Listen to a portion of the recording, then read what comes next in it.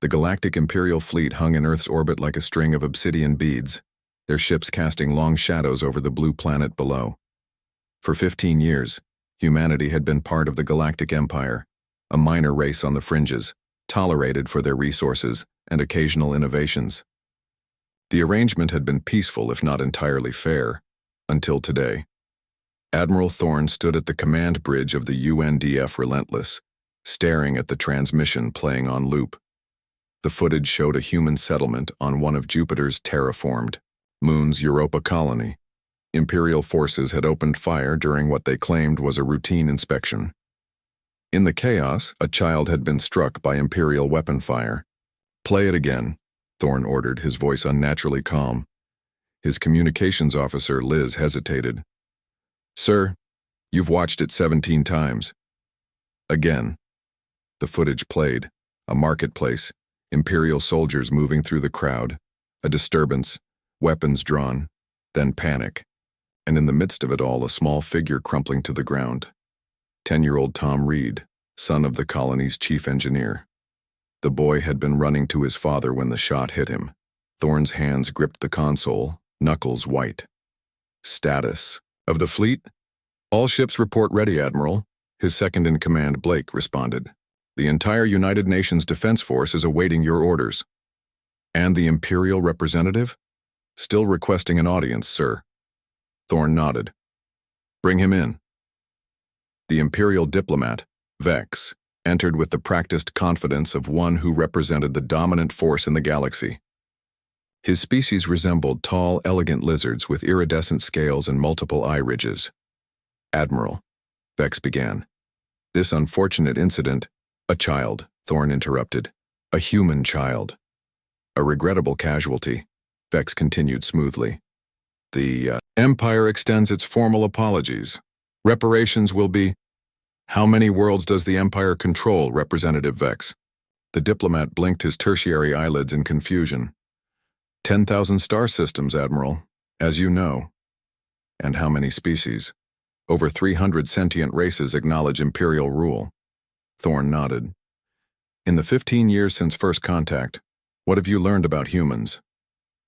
"You are adaptable, resourceful, somewhat primitive, but—" "What you haven't learned," Thorne cut in, "is our most fundamental trait. The one thing that defines us above all else." Vex tilted his head. "And what might that be?" "We protect our children." Thorne's voice was quiet.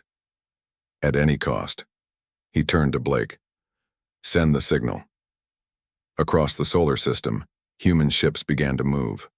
Not just the military vessels, but civilian craft, mining platforms, orbital stations. Everything that could fly was mobilizing. "What is this?" Vex demanded, his composure finally cracking. "You see, Representative," Thorne continued conversationally, "when your empire arrived, we knew we couldn't match your technology. So we adapted, as you said. We studied, we learned, and we prepared." On the main view screen, sensors detected energy spikes throughout the solar system as hidden weapon platforms came online. Facilities buried in asteroids beneath Martian soil, and in the clouds of gas giants revealed themselves. "Impossible," Vex whispered.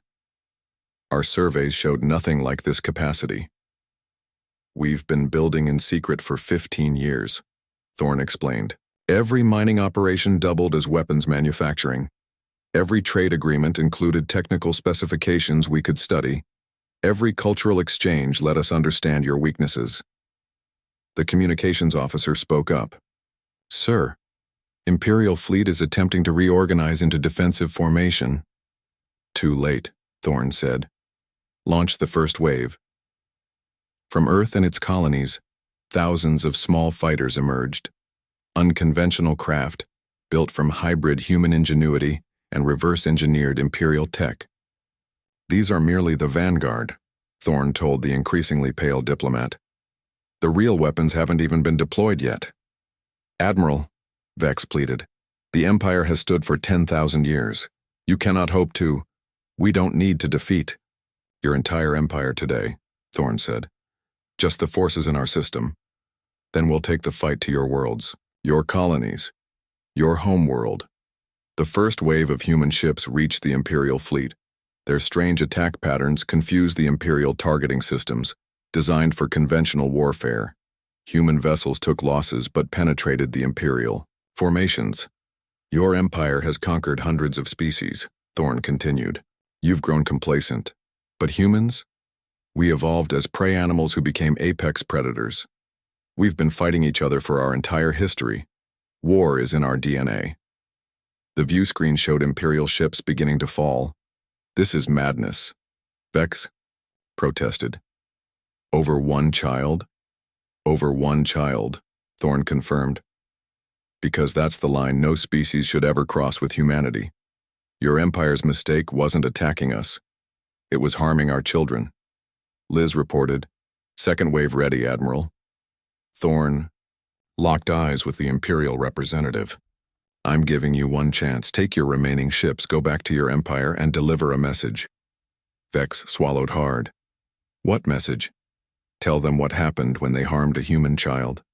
Tell them that we're coming, and tell them to run." Diplomat's scales had dulled with fear. "The Empire doesn't run. Then the Empire will fall," Thorn said simply. "Because humans don't stop. Not when it comes to our children. Not ever." He turned away from Vex, addressing his crew. "Escort the representative to his shuttle. Clear a path for his departure." As the diplomat was led away, Blake approached. "Sir, do you think they'll heed the warning?" Thorn watched the battle unfolding on the view screen, where humanity's improvised fleet was tearing through ships of a 10,000-year-old empire. "For their sake, I hope so," he said quietly. "Because now they know what happens when you cross humanity's one unforgivable line." Beyond the view screen, Earth rotated serenely, unaware that its long-dormant warrior species had finally found an enemy worthy of its full, terrible attention. And among the stars, the Empire was about to learn why.